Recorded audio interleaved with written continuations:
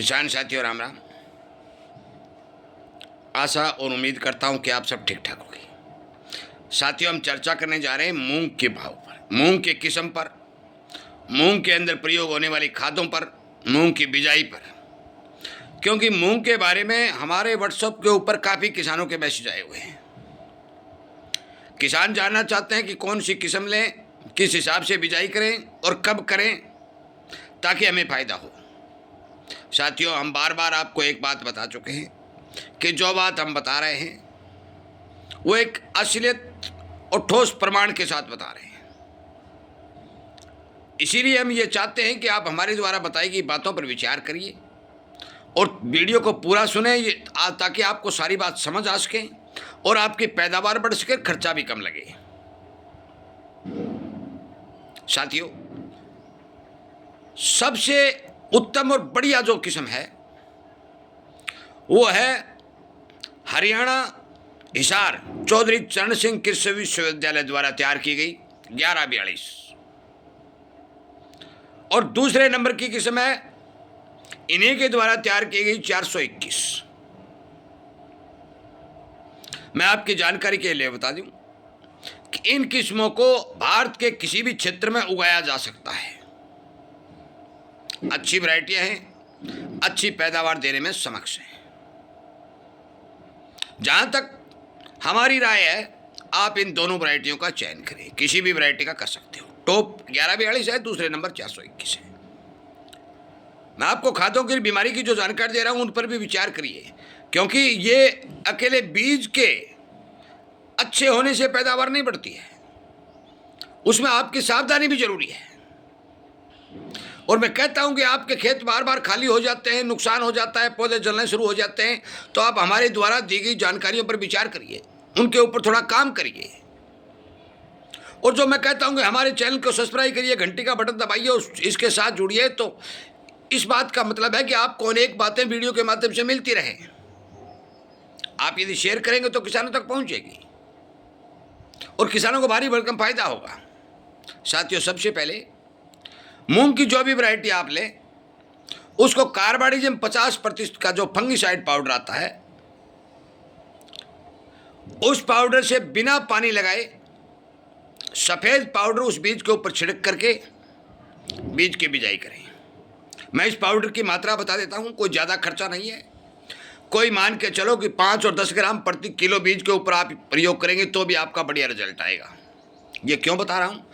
क्योंकि छोटे पौधे ज़मीन में जाते ही हमारी ज़मीनें बीमार हो चुकी हैं, अनेक प्रकार की हानिकारक फंगस ज़मीन के अंदर मौजूद है। जब भी आप मूंग फसल की बिजाई करते हैं, मूंग का अंकुरण होता है तो फंगस उस जड़ के साथ अटैक हो जाती है और मूंग की जड़ को काली करना और खाना शुरू कर देती है, जिसके कारण आपका भारी भरकम नुकसान होता है।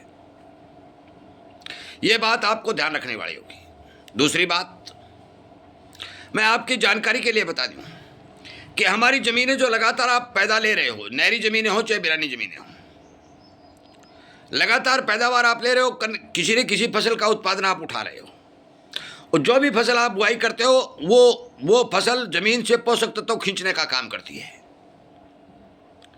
और हमारे किसान साथी कुछ कहते हैं मूंग में तो कोई खाद की जरूरत नहीं है। ऐसा नहीं है साथियों। यदि आपको ठीक प्रयोग में लेना है तो मैं नहरी और बिरानी दोनों खेतों की खादों के बारे में आपको जानकारी देना जा रहा हूं। नहरी हो चाहे बिरानी हो, आप गौर करके सुन लीजिए और किसानों तक शेयर कर दीजिए, ताकि उनको भी इस बात का पता चले कि बिरानी में हमें क्या करना चाहिए, नहरी में हमें क्या करना चाहिए। दो चीज सेम आएंगी, नहरी और बिरानी, 2-3 चीज सेम प्रयोग करनी पड़ेंगी। क्या करनी पड़ेगी? पहला, बीज का उपचार कार्बाइडिज्म से, चाहे नहरी हो चाहे बिरानी हो, करना ही करना है। नंबर 2, सरसों की खली 15 किलो प्रति बीघा और 50 किलो प्रति हेक्टेयर, चाहे नहरी हो चाहे बिरानी हो, आपको करना ही करना है। 2 किलो गुड़ का पानी प्रति एकड़ और 5 किलो गुड़ का पानी प्रति हेक्टेयर के हिसाब से आपको जमीन में करना ही करना है। तो पहले इन 3 चीजों का जो आप प्रयोग कर रहे हो, इनका क्या प्रभाव रहेगा, ये क्या काम आएंगे, ये सुन लीजिए। कार्बाइडिज्म 50%, आपकी काली जड़ होने को और बीमारी को रोकने का काम करेगा। गुड़ का पानी आपकी जमीन में जो मौजूद बैक्टीरिया हैं उनको बढ़ाने का काम करेगा, उपजाऊ शक्ति को, जमीन की उपजाऊ शक्ति को बढ़ाएगा। और सरसों की खल आपकी जमीन को पोषक तत्व तो देगी, आपके पौधे की जड़ों को सुरक्षित रखेगी, हानिकारक कीट या जो निमाटोड हमारे जमीन के अंदर मौजूद है उन्हें मारने का काम करेगी। इसलिए ये तीनों चीजें नहरी और बिरानी के अंदर सेम है। गुड़ के पानी का छिड़काव करते समय एक बात ध्यान रखनी है कि शाम के समय करना है और गीली जमीन में करना है, यह ध्यान रखने वाली बात है। सरसों की खली आप सूखी जमीन में छिड़काव करके भी ऊपर से बुआई कर सकते हैं, कोई दिक्कत नहीं, रिजल्ट बढ़िया मिलेगा। डोज मैं बता चुका हूं। अब नहरी जमीनों के लिए मैं बताऊं, नहरी जमीनों के लिए SSP जो सिंगल सुपर फास्फेट के नाम से आता है, 2 बैग प्रति एकड़ और 5 बैग प्रति हेक्टेयर के इस्तेमाल की सिफारिश आपके सामने की जाती है। यह नोट करने वाली बात है। यह जरूरी भी है कि दाल की खेती को फास्फोरस, सल्फर और कैल्शियम ये तीनों चाहिए, और ये तीनों SSP सिंगल सुपर फास्फेट में मिलेगा। अगली बात, सल्फर पाउडर फॉर्म 80% वाली, सल्फर पाउडर फॉर्म 80% वाली 3 किलो प्रति एकड़ और 7 और 8 किलो प्रति हेक्टेयर के हिसाब से वो इन खेतों के अंदर जो नहरी मूंग की बिजाई करें उनमें करनी ही करनी है, यदि आपको पैदावार अच्छी लेनी है तो। साथियों, नहरी क्षेत्रों में पानी लगाते समय 10 और 15 किलो प्रति एकड़ और 1 बैग प्रति हेक्टेयर के हिसाब से नाइट्रोजन यानी यूरिया का प्रयोग करना होगा। एक बार नाइट्रोजन, एक बार SSP, एक बार सल्फर, एक बार सरसों की खली, एक बार गुड़ का पानी, एक बार। शुरुआती अवस्था में बिजाई करते समय यदि आप इन चीजों का इस्तेमाल करके अपने खेत के अंदर मूंग की बिजाई कर देंगे तो फिर आपका उत्पादन घटाने वाला कोई नहीं होगा।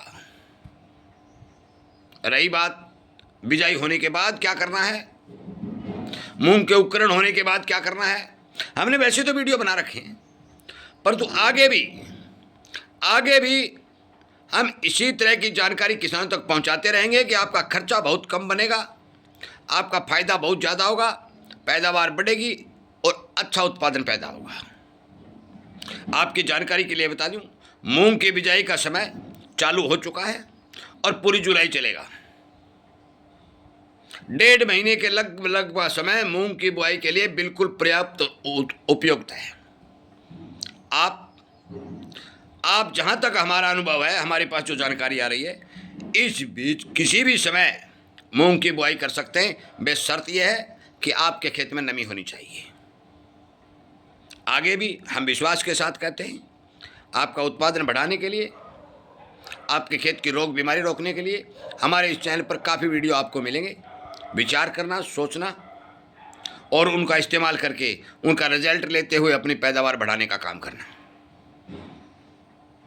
इन्हीं बातों के साथ इस वीडियो को विराम देता हूं। उम्मीद करता हूं कि आप इस बारे जरूर विचार करेंगे और अपने पैदावार बढ़ाने का काम करेंगे।